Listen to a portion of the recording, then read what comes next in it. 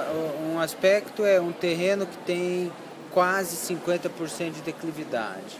Se você já andou num lugar desse, é um terreno difícil de parar em pé. Se chove, você vai escorregar do começo ao fim. Então, quando você pensa o que é trabalhar num terreno assim, como você constrói uma casa num terreno assim, você vai descer carriola de tijolo, vai fazer massa, sentar parede no chão, é, é uma condição, só pela topografia já é uma condição bastante incomum. Você poderia falar, é só uma casa de praia, vamos fazer ali uma casinha corriqueira, uma coisa convencional. Mas você não faz uma coisa convencional num terreno tão pouco convencional, assim, não é tão simples.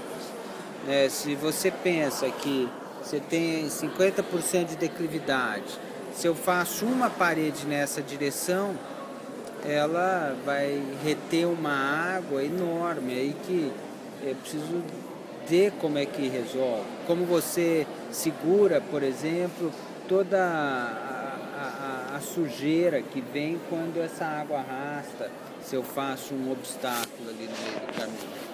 Então, parecia que tinha um desafio difícil de como você trabalha, mas pensando em trabalho não é nenhum esoterismo, assim, trabalho assim, como você caminha carregando material, como você desce um saco de cimento de 50 quilos num terreno com essa declividade. Fora isso, o terreno era completamente arborizado e a gente pensava em manter o máximo possível a vegetação ali. Então, se você considera que eu tocar o terreno em 3 pontos, a única coisa que eu vou fazer no terreno são 3 buracos.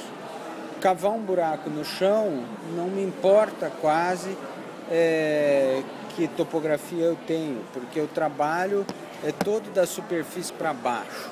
Não é diferente eu cavar um buraco num terreno plano e num terreno... Então eu cavo esse buraco, 70 centímetros de diâmetro, desço porque tínhamos feito a sondagem, você vê a fundação ali, então era tubulão. Então você desce 6 metros, abre a capela do tubulão, concreta aquilo e sobe o fuste do pilar.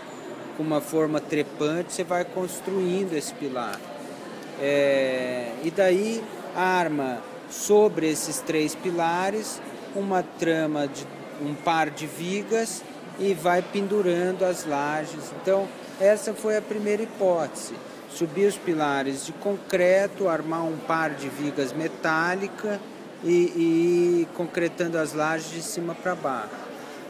E a gente chegou a desenvolver uma versão do projeto assim, mas nós fomos surpreendidos com o preço da estrutura metálica lá posta no litoral.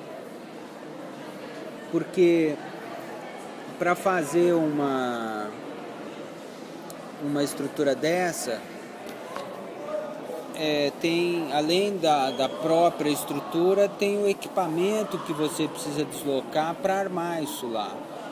O único ponto de acesso a esse terreno é a própria rua. Então os pilares teriam que ser montados 20 metros distantes da rua. Então você pega um guindaste com uma lança de 20 metros para segurar uma viga de... Se for 3 toneladas, dá um pilar de 60 toneladas, um guincho de 60 toneladas. Então são dificuldades assim que acabou que o equipamento lá fazia com que a estrutura metálica tivesse um custo que só para fazer o par de vigas lá em cima e o travamento entre elas chegava perto de executar toda a estrutura em concreto. Então nós tivemos que mudar o esquema e consideramos, quando fizemos essa mudança do esquema, se valeria a pena inverter e fazer as vigas por baixo e armar, mas aí tudo vai ficando pesado, aí o resultado não nos convencia muito. Então a gente acabou mantendo a mesma estratégia e só que fazendo a estrutura inteira em concreto. A grande diferença dessa mudança é que na primeira alternativa que não realizamos em aço, a estrutura estava sempre segura, sempre estável, sempre pronta, porque eu subo os pilares, aquilo está seguro. Armo as vigas lá em cima, está tudo bem. Vou concretando as lajes de cima para baixo, está sempre estável. Quando eu faço de baixo para cima, eu concreto a primeira laje, não tem estrutura. Concreto a segunda, não tem estrutura. Só depois que eu concreto a terceira laje é que você pode concretar a viga e aí a estrutura está completa e é o único...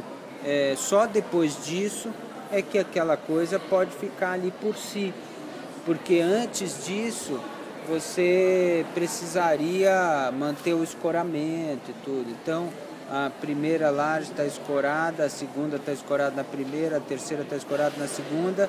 Quer dizer que você, quando concreta a terceira laje, tem que prever que o escoramento da primeira suporte o peso dessas 3 peças. Então o escoramento foi feita uma verificação da fundação. A gente tinha um consultor de solos que é o José Luiz da Apoio, sabe? Ele nos instruiu como fazer o apoio do escoramento das lajes no solo, como preparar. Claro que essa casa só foi possível porque tinha um calculista que era o Ibsen Puleúvo, senão não dava para fazer, eu acho.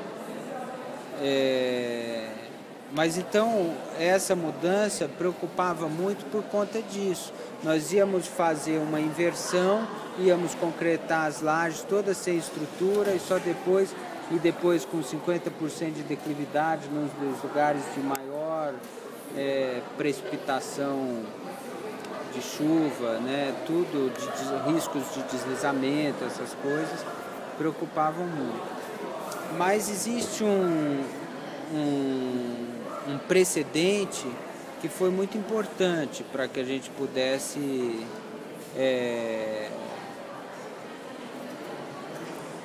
como confiar nessa segunda alternativa, que é uma casa que nós fizemos em Ribeirão Preto, com o mesmo calculista, o Ibsen, e que tem um esquema estrutural idêntico. Embora a casa seja completamente diferente, mas o esquema da estrutura é idêntico. E na ocasião que nós fizemos aquela casa em Ribeirão Preto, eu estava muito preocupado, porque nós fizemos isso, concretamos a primeira laje, a estrutura, a segunda e depois as vigas. Era menor, meu terreno era plano, era tudo fácil. E foi super fácil de fazer. Eu não construo, mas acompanhava a obra como arquiteto, como acompanhei a de Ubatuba. E os pedreiros que fizeram a casa em Ribeirão Preto eu conhecia de outras obras, porque são lá da minha cidade e tal. E eles, no fim, quando estava pronta a estrutura, desescorada, eles sim, ficaram entusiasmados com como foi simples fazer.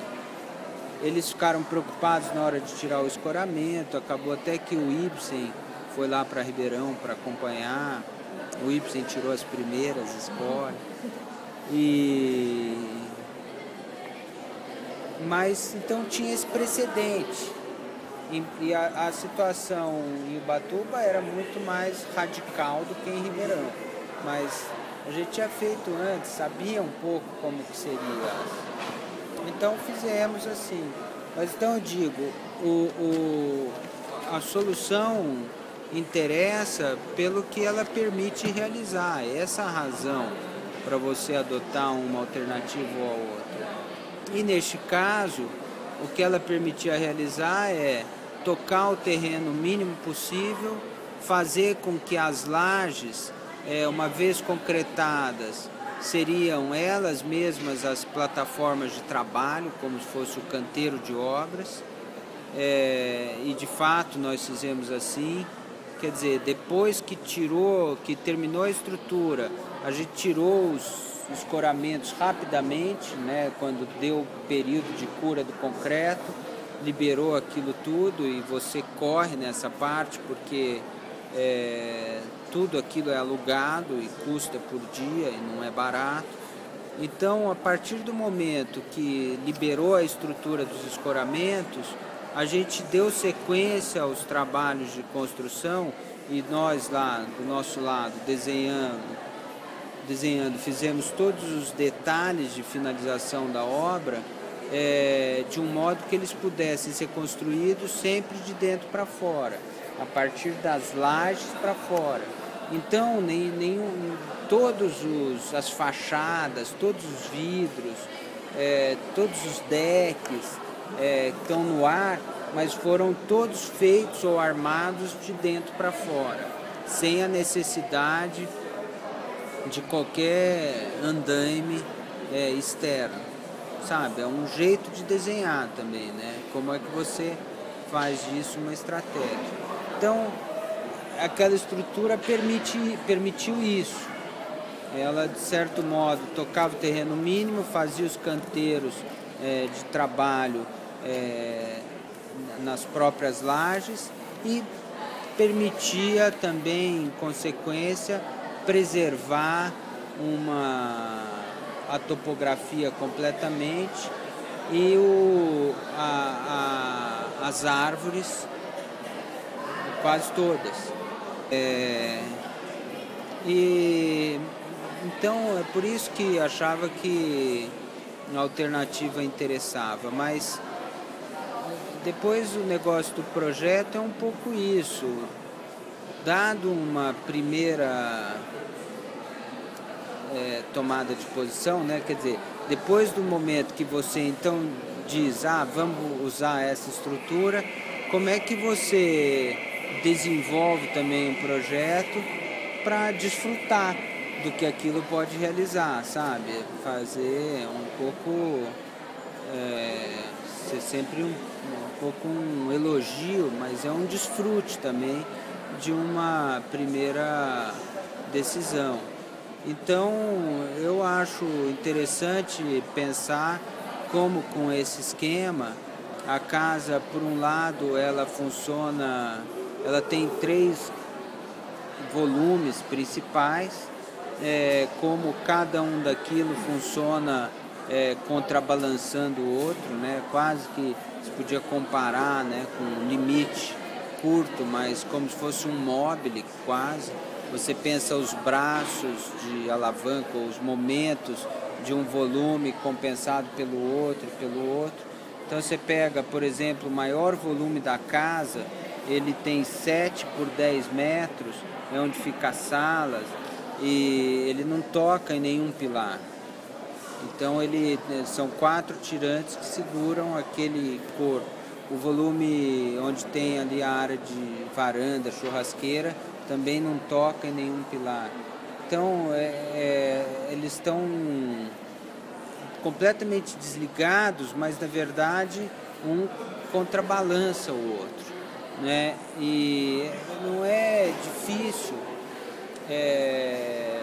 perceber que como eles, então 4 tirantes, você começa a folha de papel, eu penduro aqui e levanto isso, as lajes estão sustentadas assim. Agora, quando você olha lá, o pilar está aqui. Se eu pego, por exemplo, o corpo principal da sala, segura aqui para mim, assim. Então,